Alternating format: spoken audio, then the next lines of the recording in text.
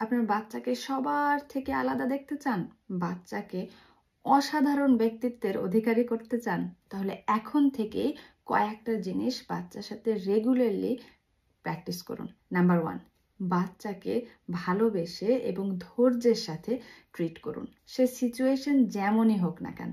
আমি জানি কথাটা বলা যত সহজ, কাজটা করা ততটাই কঠিন, বাট অ্যাজ আ প্যারেন্ট আপনার সেই কন্ট্রোলটা নিতে হবে। আপনি যখন বাচ্চার সাথে ধৈর্যের সাথে কাজ করবেন, বাচ্চার ব্যক্তিত্বে, বাচ্চার বিহেভিয়ারে সেটার প্রভাব পজিটিভলি পড়বে। ঠিক তেমনি আপনি যখন বাচ্চার সাথে খুব অল্পতেই উত্তেজিত হয়ে পড়বেন, বিরক্ত হয়ে পড়বেন, ইমপেশেন্ট হয়ে পড়বেন, তখন কিন্তু বাচ্চার ভিতরের যে স্ট্রেসটা এবং এংজাইটিটা বেড়ে যাবে এবং সেই কারণে বাচ্চার বিহেভিয়ারেও সেটা শো করবে। তখন বাচ্চা অল্পতেই বিরক্তি প্রকাশ করবে, রাগ প্রকাশ করবে, ইভেন তার ভাষায়ও সেই স্ট্রেস, সেই এংজাইটি প্রকাশ করতে পারে। নাম্বার 2, বাচ্চার যে কোনো মিস্টেক, ছোট অথবা বড়, যে কোনো মিস্টেককে স্বাভাবিকভাবে নিয়ে সেটাকে ডিল করুন।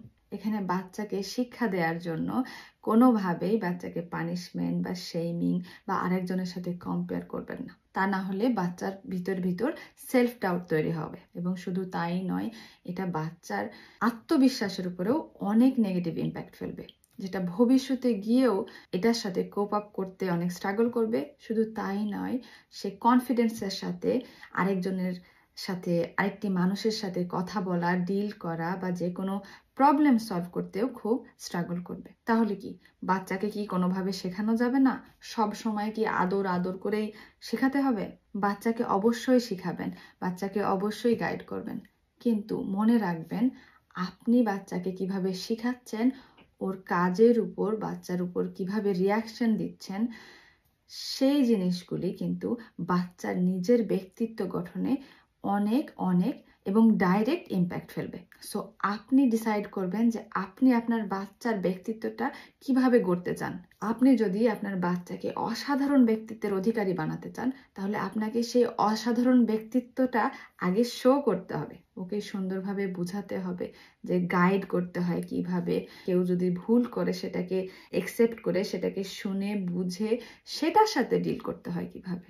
নাম্বার 3, সো প্রতিটা কাজে আপনার বাচ্চাকে কন্টিনিউয়াসলি কারেক্ট না করতে গিয়ে আপনি ডিসাইড করুন কোন কাজটা আপনার বাচ্চাকে ইনস্ট্যান্টলি ফিক্স করা দরকার এবং কোন ভুলটা কিছুক্ষণ পরে কাউন্সিল করলেও চলবে বা ইগনোর করলেও চলবে। একইভাবে আপনার বাচ্চা যদি কোনো কাজ আপনার মনের মতো না করতে পেরেছে, সেই কারণে আপনার বাচ্চাকে যখন আপনি সাইলেন্টলি, চুপ থেকে ইমোশনালি ব্ল্যাকমেল করছেন যে আপনি খুব কষ্ট পেয়েছেন, ওকে বোঝাচ্ছেন এবং আপনার বাচ্চা শুধুমাত্র আপনাকে ভালোবেসে আপনাকে আরো বেশি খুশি করতে যাওয়ার চেষ্টা করছে, সেটা ওর যতই কষ্ট হোক না কেন, সেই প্র্যাকটিসটা যদি রেগুলার বেসিসে হতে থাকে, তখন কিন্তু আপনার বাচ্চার ভিতরে একটা অভ্যাস গড়ে উঠবে যে মানুষকে খুশি করতে হবে, মানুষকে হ্যাপি রাখতে হবে। এবং ও যখন বড় কোনো গ্রুপের মধ্যে ভবিষ্যতে যাবে এবং সিমিলার সিচুয়েশনে পড়বে,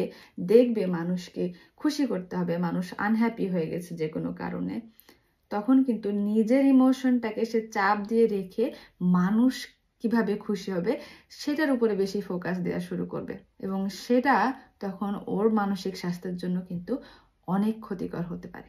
সো আমার অনুরোধ, আমরা এখন থেকে আমাদের বাচ্চার প্রতি ইনস্ট্যান্ট কোনো রিয়াকশন দেওয়ার থেকে বা ইনস্ট্যান্ট কোনো সমাধান কারেকশন করা থেকে বিরত থাকি এবং আরেকটু সচেতন হই যে আমাদের রিয়াকশন ওদের মানসিক স্বাস্থ্যে, ওদের ব্যক্তিত্ব গঠনে আসলে কিভাবে প্রভাব ফেলছে এবং সেইভাবেই আমরা নিজেকে রেডি করি, নিজেকে কারেক্ট করি। ভালো থাকুন।